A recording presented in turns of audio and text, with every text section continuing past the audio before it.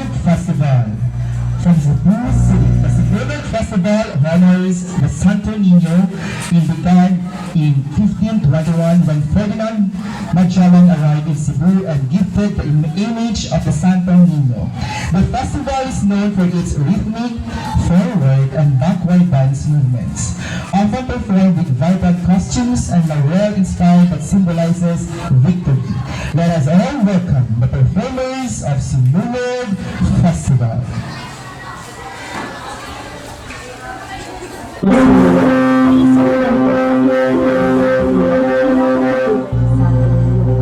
Simula ito noong iwan ng ipagkaloob ni Ferdinand Magellan ang imahe ng Santo Niño kay Reina Juana ng Cebu.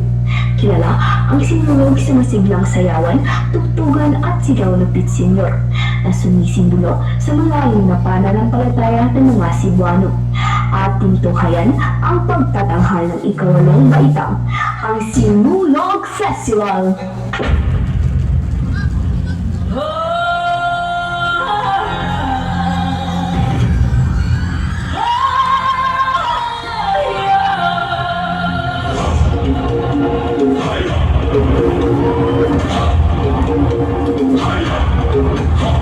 Sa tibay ng lupa, ako'y nakatindig.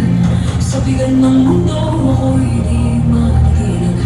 Puso kong matatag sa katotohanan, hanggang isugal ang aking buhay. Awin ng lupa, tingin ng lakas, kapatayan ng lahi, nakapagtanggol ng pag-asip. Kung guguhaan ang mundo sa paligid, ako ang buhay.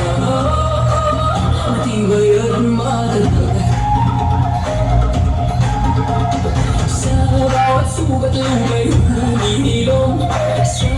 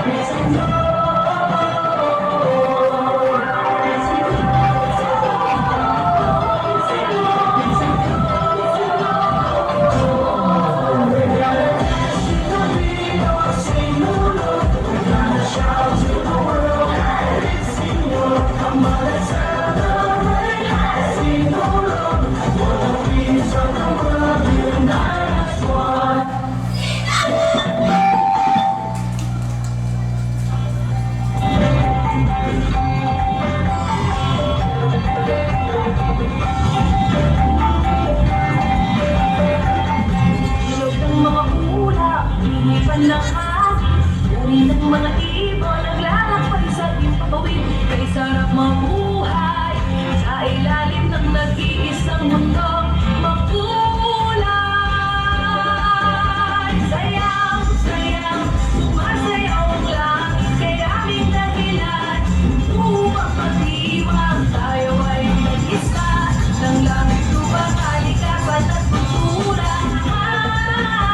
Sayaw, sayaw, sumasayaw ang langit, kay aming dahilan upang magdiwang. Tayo ay nag-isa ng langit, lupa, kalikasan at kultura.